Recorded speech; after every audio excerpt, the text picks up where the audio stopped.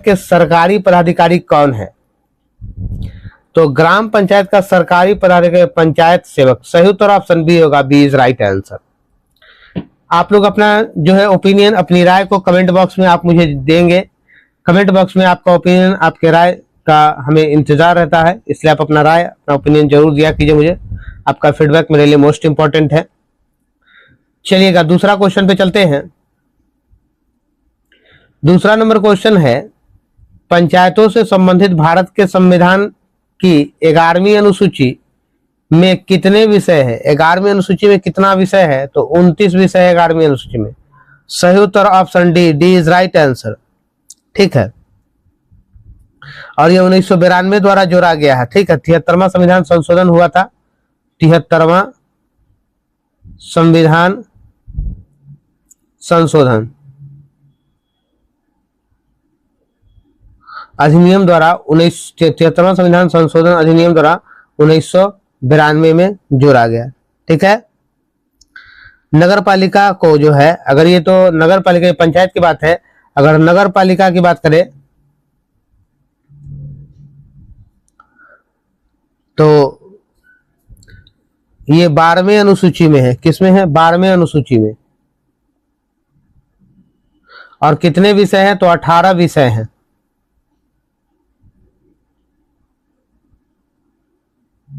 18 विषय पर विधि बनाने का अधिकार है। ठीक है, नगर पालिका को जो है, नगर पालिका का जो है 12वें अनुसूची में वर्णित 18 विषयों पर विधि यानी कानून बनाने का अधिकार है। आइएगा नेक्स्ट क्वेश्चन की तरफ चलते हैं। नेक्स्ट क्वेश्चन मेरा तीसरा नंबर है, केंद्रीय सरकार का उच्चतम सिविल अधिकारी कौन है? तो केंद्रीय सरकार का उच्चतम सिविल अधिकारी मंत्रिमंडल सचिव है। सही उत्तर ऑप्शन बी हो जाएगा। आइएगा चौथे नंबर क्वेश्चन पे चलते हैं। निम्नलिखित में कौन सा देश ब्रिक्स समूह का सदस्य नहीं है? तो ब्रिक्स समूह का सदस्य कौन नहीं है? तो श्रीलंका। सही उत्तर ऑप्शन बी हो जाएगा। आइएगा, भारत में फेडरेशन कप का संबंध किस खेल के साथ है? तो भारत में फेडरेशन कप का संबंध जो है हॉकी के साथ भी है, बास्केटबॉल के साथ भी है, फुटबॉल के साथ भी है, यानी कि तो आंसर क्या होगा? इनमें से सभी से। सही उत्तर option D, D is right answer. ठीक है, हॉकी के लिए अगर आपसे पूछा जाए तो महाराजा रणजीत सिंह गोल्ड कप दिया था हॉकी के लिए। ठीक है, महाराजा रणजीत सिंह गोल्ड कप।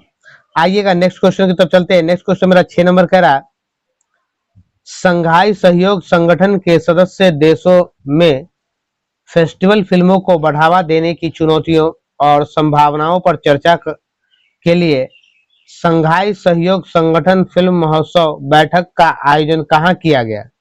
तो इस बैठक का आयोजन जो है मुंबई में किया गया। सही उत्तर ऑप्शन बी होगा। ठीक है, सही उत्तर ऑप्शन बी हो जाएगा। आइएगा नेक्स्ट क्वेश्चन। नेक्स्ट क्वेश्चन मेरा कह रहा है 7 नंबर,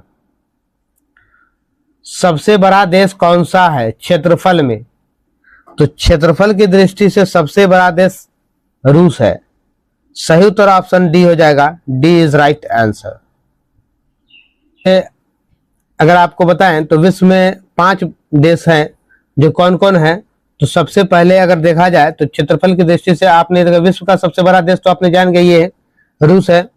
अब देखिए उसके कनाडा को लिख सकते हैं आप, क्षेत्रफल की दृष्टि से कनाडा है, चीन है, यूएसए है, ब्राजील है और ऑस्ट्रेलिया है। ठीक है, ऑस्ट्रेलिया है। विश्व का जो है 7वां सबसे बड़ा देश जो है वो कौन है? भारत है। 7वां क्षेत्रफल की दृष्टि से विश्व का 7वां सबसे बड़ा देश भारत है।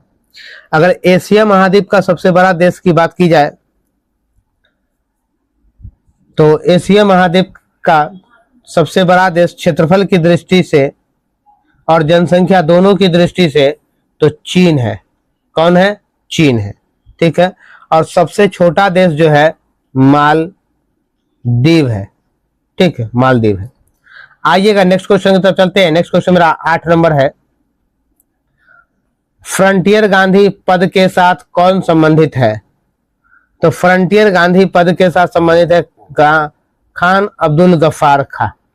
ठीक है, खान अब्दुल गफ्फार खां। सही उत्तर ऑप्शन सी होगा, सी इज राइट आंसर। इनका उपनाम भी कह सकते हैं आप इनको, ठीक है, और दूसरे नाम से भी इनको जाना जाता है। किस नाम से? फ्रंटियर गांधी के नाम से भी जाना जाता है। खान अब्दुल गफ्फार खां को किस और नाम से जाना जाता है? तो फ्रंटियर गांधी के नाम से जाना जाता है। आइएगा, 9 नंबर क्वेश्चन है, निम्नलिखित में से कौन सितार के साथ संबंध नहीं है? सितार के साथ संबंध नहीं है, किसका नहीं है? तो उस्ताद अल्लाउद्दीन खां का। सही उत्तर ऑप्शन सी हो जाएगा। ट्रांस ऑस्ट्रेलियन रेलवे के टर्मिनल है, ट्रांस ऑस्ट्रेलियन रेलवे के टर्मिनल कौन है? तो सही उत्तर मेरा पर्थ और सिडनी है। ऑप्शन सी जो राइट आंसर। 11 नंबर मेरा क्वेश्चन कह रहा है, निम्नलिखित में से कौन से कयांत्रित सेल है? कौन सा इस चारों में से कयांत्रित सेल है? तो कयांत्रित सेल नीश और सिस्ट है। सही उत्तर ऑप्शन बी होगा, बी इज राइट आंसर। आइएगा अगले प्रश्न 12 नंबर पे चलते हैं। 12 नंबर मेरा क्वेश्चन है, भारत की पहली बहुउद्देशीय परियोजना का निर्माण किस नदी पर हुआ था? तो किस नदी पर हुआ था? तो ये हुआ था दामोदर नदी। सही उत्तर ऑप्शन बी होगा, बी इज राइट आंसर। आइएगा नेक्स्ट क्वेश्चन 13 नंबर।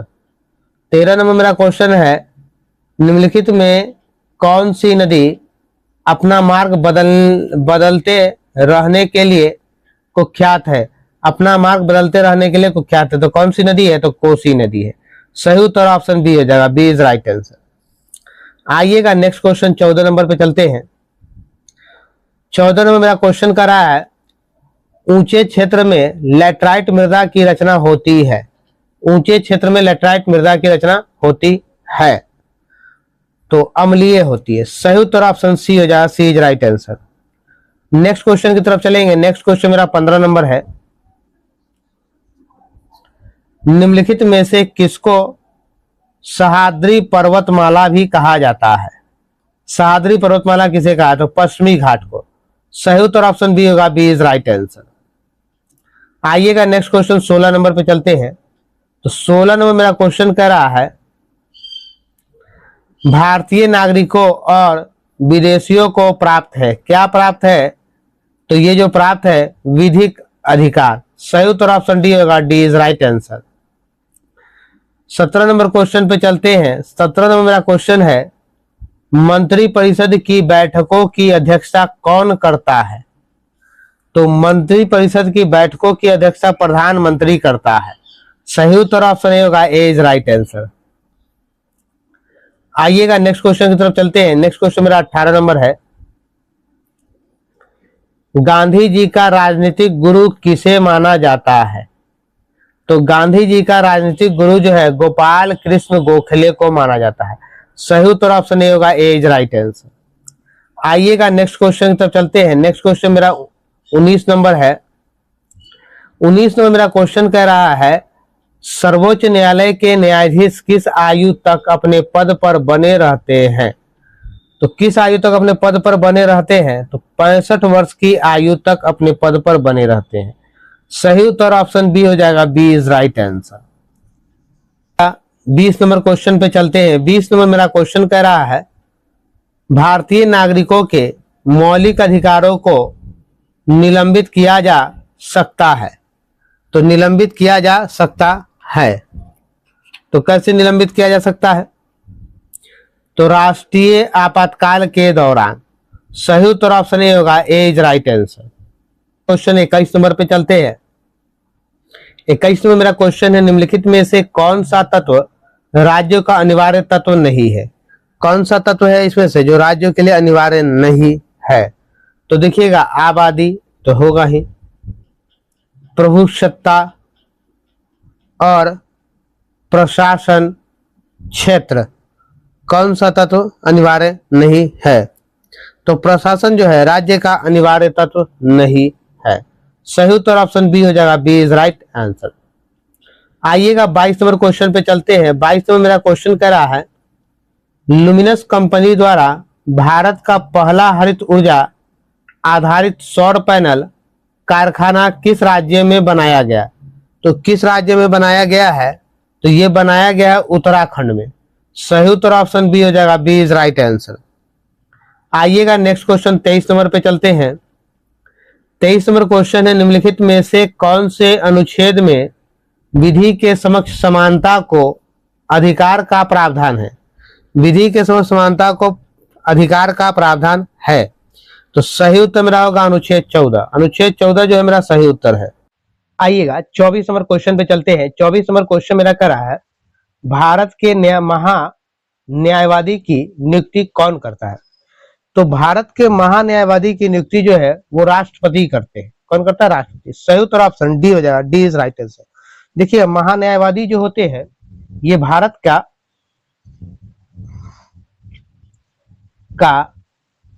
प्रथम विधि अधिकारी है,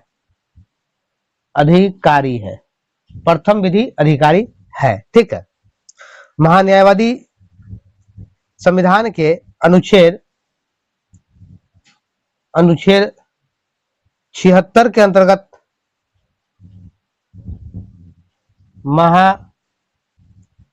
महान्यायवादी पद का प्रावधान है। किस अनुच्छेद के तहत? अनुच्छेद 76 के तहत। ठीक है, महान्यायवादी। और एक होता है, ये तो महान्यायवादी है जो केंद्र सरकार का एक सबसे प्रमुख विधि अधिकारी होते हैं, सबसे उच्च विधि अधिकारी होता है भारत का। ठीक है, और एक जो होता है महाधिवक्ता होता है, जो क्या होता है? राज्य सरकार के लिए था। महाधिवक्ता होता है जो राज्य सरकार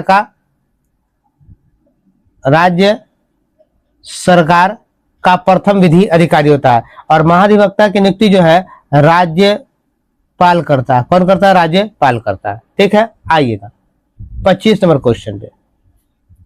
गांधी जी को सबसे पहले राष्ट्रपिता किसने कहा था? तो राष्ट्रपिता सुभाष चंद्र बोस ने कहा। सही उत्तर ऑप्शन बी होगा, बी इज राइट आंसर। आइएगा next question 26 number. 26 number question है, वह सुल्तान कौन था जिसने खलीफा के अधिकार को मानने से इनकार कर दिया था? खलीफा के अधिकार को मानने से इनकार कर दिया था, तो अलाउद्दीन खिलजी था। सही उत्तर ऑप्शन ए हो जाएगा। ठीक है, आइएगा अगला प्रश्न 27 नंबर। भारत में लौह युग जुड़ा हुआ है, किससे जुड़ा हुआ है? तो चित्रित धूसर मृद भांडों के साथ। चित्रित धूसर मृद भांडों के साथ। सही उत्तर ऑप्शन ए होगा, ए इज राइट आंसर। आइएगा 28 में मेरा क्वेश्चन कह रहा है, एलोरा के प्रसिद्ध कैलाश मंदिर का निर्माण निम्नलिखित में से किस राजा ने किया था? तो किसने किया था? तो कृष्ण प्रथम राष्ट्रकूट ने। सही उत्तर ऑप्शन डी होगा, डी इज राइट आंसर। आइएगा नेक्स्ट क्वेश्चन, भारत में हरित क्रांति का एक और नाम है। क्या नाम है भारत में हरित क्रांति का एक और नाम? तो बीज उर्वरता और सिंचाई क्रांति। बीज उर्वरता और सिंचाई क्रांति। सही उत्तर ऑप्शन ए होगा, ए इज राइट आंसर। आइएगा 30 नंबर क्वेश्चन पे चलते हैं। हाल ही में अप्रैल 2023 में बांग्लादेश के नए राष्ट्रपति के रूप में किसे चुना गया है? तो ये चुना गया है मोहम्मद शहाबुद्दीन छुप्पू को। सही उत्तर ऑप्शन डी होगा, D is right answer. 31 number मेरा क्वेश्चन कह रहा है, गोल्डन ग्लोब पुरस्कार और ऑस्कर अवार्ड विजेता गीत नाटू नाटू के रचनाकार कौन है? नाटू नाटू के रचनाकार जो है एम कीरावनी है, एम कीरावनी। सही उत्तर ऑप्शन ए होगा, ए इज राइट आंसर। ठीक है, आइएगा अगले प्रश्न की तरफ चलते हैं। 32 नंबर मेरा क्वेश्चन कह रहा है, तो 32 नंबर क्वेश्चन है, जब कोई न्यायालय आदेश द्वारा किसी लोक प्राधिकारी को उसका कर्तव्य करने के लिए निर्देश देता है, यदि उसके कर्तव्य पूरा न करने से याचिकाकर्ता को क्षति पहुंचती है, तो इसे निम्नलिखित में से कौन सी एक याचिका कहते हैं? इसे कहते हैं परमादेश। सही उत्तर ऑप्शन सी हो जाएगा। आइएगा अगला प्रश्न 33 नंबर क्वेश्चन पे चलेंगे। 33 में मेरा क्वेश्चन है, जिला न्यायाधीशों को कौन नियुक्त करता है? तो जिला न्यायाधीश को जो है संबंधित राज्य का राज्यपाल करता है। सही उत्तर ऑप्शन बी हो जाएगा। आइएगा नेक्स्ट क्वेश्चन 34 नंबर। 34 में मेरा पास क्वेश्चन है, रिचर्ड डॉकिंस पुरस्कार 2020 से सम्मानित होने वाले प्रथम भारतीय कौन बने? तो प्रथम भारतीय जावेद अख्तर है। सही उत्तर ऑप्शन डी हो जाएगा। D is right answer. आइएगा 35 नंबर क्वेश्चन पर चलते हैं। 35 नंबर क्वेश्चन है, भारतीय स्वतंत्रता संघर्ष के दौरान साइमन कमीशन का प्रायोजन क्या था? तो इनका प्रायोजन था गवर्नमेंट ऑफ इंडिया एक्ट 1919 के क्रियान्वयन की जांच पड़ताल करना। क्या करना? जांच पड़ताल करना। गवर्नमेंट ऑफ इंडिया एक्ट 1919 के क्रियान्वयन यानी उनके कार्यक्रमों का जांच पड़ताल करना। ठीक है, आइएगा तो सही उत्तर मेरा ऑप्शन बी हो जाएगा। 36 नंबर क्वेश्चन पे आते हैं। तो 36 नंबर क्वेश्चन मेरा कह रहा है, दादा भाई नौरोजी द्वारा लंदन में ब्रिटिश जनता की राय को भारत के पक्ष में प्रभावित करने के लिए स्थापित संगठन का नाम था? तो स्थापित संगठन का नाम ईस्ट इंडिया एसोसिएशन था। सही उत्तर ऑप्शन डी हो जाएगा। D is right answer. 37 number प्रश्न मेरा कह रहा है, भारत के प्रथम अंतरिक्ष यात्री राकेश शर्मा निम्नलिखित में से किस एक स्थान से अंतरिक्ष के लिए रवाना हुए? तो किस एक स्थान से हुए? तो बैकानूर से। सही उत्तर ऑप्शन ए हो जाएगा। A is right answer. Rakesh Sharma भारतीय वायुसेना के, जो राकेश शर्मा जी जो है भारतीय वायुसेना के विंग कमांडर थे। कौन थे? विंग कमांडर वायुसेना के, भारतीय वायु सेना के। ठीक है, 3 अप्रैल 1984 को 3 अप्रैल 1984 को राकेश शर्मा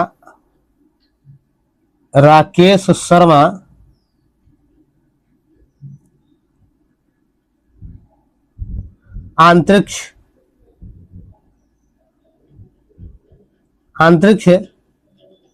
जाने वाला प्रथम भारतीय बने। तो अंतरिक्ष जाने प्रथम भारतीय राकेश शर्मा कब गया था? 3 अप्रैल 1984 को। ठीक है, कहां से? तो बैकानूर से। ठीक है, आइएगा अगले प्रश्न की तरफ चलते हैं। अगला प्रश्न मेरा 38 नंबर है। अप्रैल 2023 में किस कार्य हेतु किरीट पारीख समिति को मंजूरी दे दी गई, जिसमें 1 जनवरी 2026 से पूर्ण मूल्य निर्धारण स्वतंत्रता की सिफारिश की गई है? तो ये हो जाएगा गैस मूल्य निर्धारण। सही उत्तर ऑप्शन बी हो जाएगा। आइएगा 39 नंबर क्वेश्चन, निम्नलिखित में से किस एक राज्य की सीमा झारखंड से लगी हुई नहीं है? तो झारखंड से लगी किस एक राज्य की सीमा नहीं है? तो मध्य प्रदेश की। सही उत्तर ऑप्शन बी हो जाएगा। आइएगा 40 नंबर क्वेश्चन, धौली गंगा और अलकनंदा का संगम कहां पर होता है? तो धौली गंगा और अलकनंदा का संगम जो है विष्णु प्रयाग में। सही उत्तर ऑप्शन सी। 41 नंबर मेरा क्वेश्चन है, सुभाष चंद्र बोस ने भारतीय राष्ट्रीय कांग्रेस को छोड़ने के बाद किस दल की स्थापना की थी? फॉरवर्ड ब्लॉक की स्थापना की थी। फॉरवर्ड ब्लॉक की स्थापना। सही उत्तर ऑप्शन बी हो जाए। B is right. Forward Bloc party की स्थापना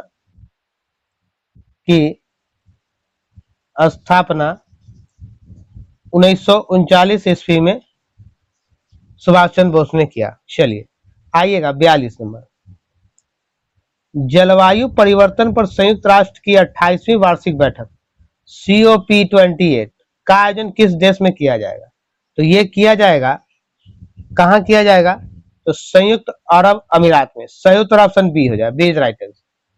आइएगा, निकासी सिद्धांत का शिल्पी और poverty and un British rule in India नामक पुस्तक के लेखक कौन थे? तो इस पुस्तक के लेखक दादा भाई नौरोजी है। सही उत्तर ऑप्शन ए हो जाएगा। आइएगा नेक्स्ट क्वेश्चन 44 नंबर। सविनय अवज्ञा आंदोलन निम्न में से किस एक के साथ शुरू हुआ? तो नमक सत्याग्रह के साथ। सही उत्तर ऑप्शन डी होगा, डी इज राइट आंसर। ठीक है, 45 नंबर क्वेश्चन पर चलते हैं। जयप्रकाश नारायण निम्नलिखित में से किस एक से संबंध थे? तो जयप्रकाश नारायण का संबंध जो है कांग्रेस के समाजवादी दल यानी कांग्रेस सोशलिस्ट पार्टी से। सही उत्तर ऑप्शन सी होगा, सी इज राइट आंसर। इनका जन्म अगर पूछा जाए तो 11 अक्टूबर को इनका जन्म होता। ठीक है, आइएगा अगले प्रश्न की तरफ चलते हैं। अगला प्रश्न कह रहा मेरा 46 नंबर। सुभाष चंद्र बोस आपदा प्रबंधन पुरस्कार 2023 संस्थागत श्रेणी में किसे दिया गया? तो ये दिया गया है उड़ीसा राज्य आपदा प्रबंधन प्राधिकरण पहला और लुगलेई फायर स्टेशन मिजोरम, दोनों में रहा होगा। तो सही उत्तर ए और बी दोनों हो जाएगा, option C is right answer. आइएगा 47 नंबर। निम्नलिखित में से कौन एक क्षेत्र के आधार पर सबसे बड़ा है? क्षेत्र के आधार पर सबसे बड़ा है कौन है? तो दिल्ली है। सही उत्तर ऑप्शन सी हो जाएगा, सी इज राइट आंसर। आइएगा 48 नंबर क्वेश्चन। हिंद महासागर के डिएगो गार्सिया द्वीप में निम्नलिखित में से किस एक देश का सैन्य अड्डा है? तो किस एक देश का सैन्य अड्डा है? तो संयुक्त राज्य अमेरिका का। सही उत्तर ऑप्शन डी हो जाएगा। मगध की प्रथम राजधानी कौन सी थी? तो मगध की प्रथम राजधानी गिरि ब्रिज यानी राजगिरी। सही उत्तर ऑप्शन सी हो जाएगा। 50 नंबर। बिहार के किस स्थान पर भारतीय राष्ट्रीय कांग्रेस का 1922 का अधिवेशन हुआ? 1922 का अधिवेशन हुआ। तो सही उत्तर हो जाएगा गया, option C is right answer. वायु की क्षैतिज गति से होने वाले उष्मा के अंतरण को कहते हैं, क्या कहते हैं? अभिवहन। सही उत्तर ऑप्शन एक हो जाएगा। आयनीकरण ऊर्जा के आवर्ती रुझानों के आधार पर किस तत्व में सर्वाधिक आयनीकरण ऊर्जा होती है? तो किसमें होती है? तो हीलियम में। सही उत्तर ऑप्शन ए हो जाएगा। 53 नंबर। मानव में कुल रक्त आयतन में प्लाज्मा का प्रतिशत लगभग कितना होता है? तो कितना होता है? लगभग 55 होता है। सही उत्तर ऑप्शन सी हो जाएगा। आइएगा नेक्स्ट क्वेश्चन 54 नंबर। 54 नंबर मेरा क्वेश्चन कह रहा है जीवाणु यानी बैक्टीरिया कौन सी बीमारी पैदा करने वाले जीव है? तो बैक्टीरिया जो है यक्ष्मा यानी तापेदिक पैदा करती है। सही उत्तर ऑप्शन डी हो जाएगा, D is right answer. 55 number question पर चलते हैं। काला जार ज्वर का संचरण होता है। तो ज्वर का संचरण क्या होता है? सिक्ता मक्खी के काटने से। सही उत्तर option C, C is right answer. आइएगा नेक्स्ट क्वेश्चन 56 नंबर। 56 नंबर मेरा क्वेश्चन है भारी मोटर वाहनों के लिए डीजल तेल अधिक पसंद किया जाता है क्योंकि उसमें अधिक क्षमता होती है और उससे ईंधन की बचत होती है। सही उत्तर ऑप्शन सी होगा, सी इज राइट आंसर। आइएगा अगले प्रश्न की तरफ 57 नंबर। जब लोहे में जंग लगता है तो उसका भार क्या होता है? जब लोहे में जंग लगता है तो उसका भार बढ़ता है। सही उत्तर ऑप्शन ए हो जाएगा। आइएगा 58 नंबर। 58 नंबर क्वेश्चन है किसी ग्रह या चंद्रमा के गुरुत्वाकर्षण बल से मुक्त होने तथा कक्षा में प्रवेश करने के लिए किसी वस्तु को जिस गति से यात्रा करनी चाहिए उसे क्या कहा जाता है? तो उसे कहा जाता है वेग में परिवर्तन। सही उत्तर option B, B is right answer. 59 number. निम्नलिखित में कौन सी गैस फलों को कृत्रिम रूप से पकाने में प्रयोग की जाती है? कृत्रिम रूप से पकाने में प्रयोग की जाती है तो होगा एसिटिलीन। सही उत्तर ऑप्शन ए होगा, ए इज राइट आंसर।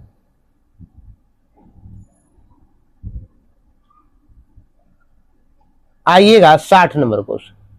जब ध्वनि उत्पन्न करने वाला स्रोत ध्वनि से अधिक चाल से गति करता है तो हवा में आघात तरंगे उत्पन्न होती है। इन आघात तरंगों द्वारा निर्मित अत्यंत तीखी और तेज ध्वनि क्या कहलाती है? तो ये कहलाता है सैनिक बूम। सही उत्तर ऑप्शन डी हो जाएगा, डी इज राइट आंसर। आइएगा अगला प्रश्न 61 नंबर। नीचे लिखी कौन सी प्रक्रिया वायु को प्रदूषित नहीं करती है? कौन सी प्रक्रिया प्रदूषित नहीं करती है? प्रकाश संश्लेषण। सही उत्तर option B, B is right answer. 62 number मेरा है, किसी व्यक्ति की देखी जा सकने वाली विशेषताएं जैसे कि ऊंचाई, आंखों का रंग और रक्त प्रकार आदि को किस नाम से जाना जाता है? तो आदि को जाना जाता है समलक्षणी यानी फेनोटाइप से। सही उत्तर option A is right answer. आइएगा 63 नंबर मेरा क्वेश्चन है, गैल्वेनोमीटर के द्वारा पता लगाते हैं, क्या चीज का पता लगाते हैं गैल्वेनोमीटर के द्वारा? तो धारा का। सही उत्तर ऑप्शन सी हो जाएगा। आइएगा 64 नंबर क्वेश्चन पर चलेंगे। प्रकाश तरंगे अनुप्रस्थ तरंगे हैं क्योंकि उन्हें ध्रुवित किया जा सकता है। क्या क्या ध्रुवित किया है? सही उत्तर option D, D is right answer. आइएगा next question 65 number. 65 number question है, लार ग्रंथियों के द्वारा निम्नलिखित में कौन सा एंजाइम उत्पादित होता है? तो कौन सा एंजाइम उत्पादित होता है? तो टाइलिन। सही उत्तर ऑप्शन बी होगा, बी इज राइट आंसर। आइएगा 66 नंबर। निम्नलिखित विटामिन में से किसकी हीनता से मूत्र में बढ़ी हुई कैल्शियम आयन की हानि होती है? कैल्शियम आयन की हानि होती है तो विटामिन डी। सही उत्तर ऑप्शन डी होगा, डी इज राइट आंसर। ठीक है, विटामिन डी होगा। विटामिन ए की कमी से कौन सा रोग होता है? तो रतौंधी। ठीक है, रतौंधी होता है विटामिन ए की कमी से, या जीरो थैलेमिया भी होता है, जीरो थैलेमिया भी होता है। ठीक है, विटामिन सी की कमी से जो होती है मसूड़ों का फूलना और स्कर्वी होता है, स्कर्वी और मसूड़ों का फूलना।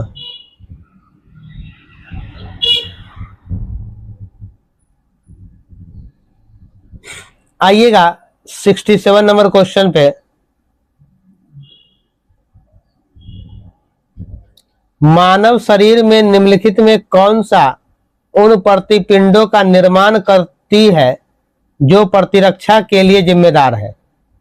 जो प्रतिरक्षा के लिए जिम्मेदार है। सही उत्तर हो जाएगा श्वेत रक्त कोशिकाएं, व्हाइट ब्लड सेल्स। सही उत्तर option D, D is right answer.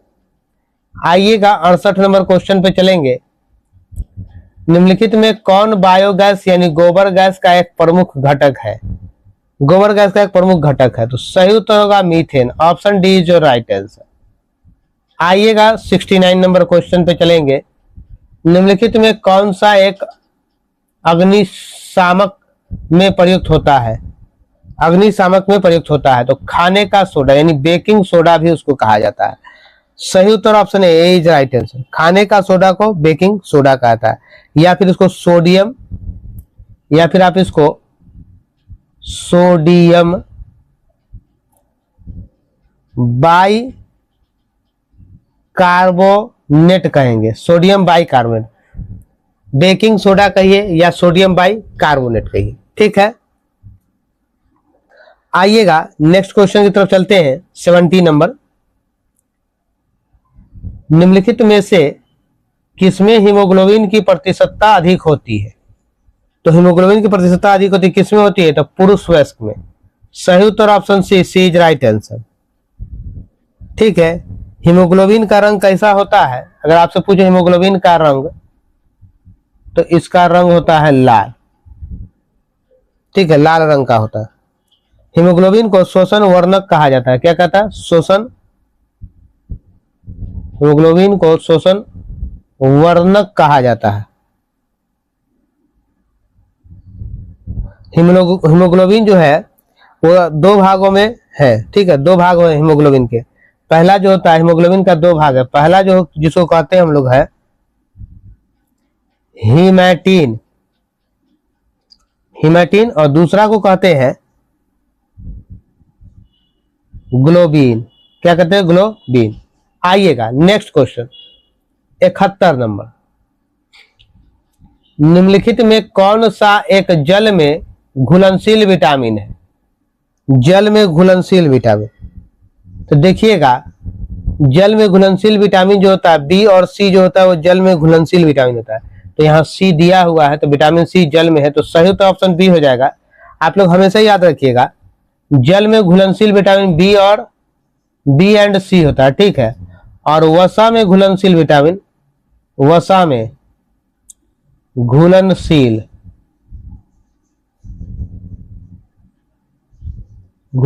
Vitamin, वसा में घुलनशील विटामिन ए डी ई के, ए डी ई के होता है। ये चारों कहाँ होता है? वसा में घुलनशील विटामिन होता है। आइएगा 72 नंबर। एक दिन में किसी सामान्य व्यक्ति को वृक्क यानी किडनी में से होकर कितना लीटर रक्त गुजरता है? किडनी से कितना लीटर रक्त गुजरता है? तो 170 लीटर। सही उत्तर ऑप्शन सी हो जाएगा, सी इज राइट आंसर। आइएगा 73 नंबर क्वेश्चन। निम्नलिखित में से किनकी गति प्रकाश की गति के बराबर होती है? प्रकाश की गति के बराबर होती है, तो ये जो हो जाएगा मेरा एक्स किरणें, गामा किरणें और पराबैंगनी किरणें। उपयुक्त में सभी हो जाए। सही उत्तर ऑप्शन डी होगा, डी इज राइट आंसर। आइएगा नेक्स्ट क्वेश्चन। ये जो कह रहा है आपका क्वेश्चन नंबर 74, F1, F2 और F3 क्रमशः हीरा, कांच और जल में प्रकाश की आवृत्तियां हैं, तो निम्नलिखित में कौन सा सही है? तो आपको सही बात बता देना है। तो सही आपका क्या होगा? F3, F2, F1। सही उत्तर ऑप्शन बी होगा, बी इज राइट आंसर।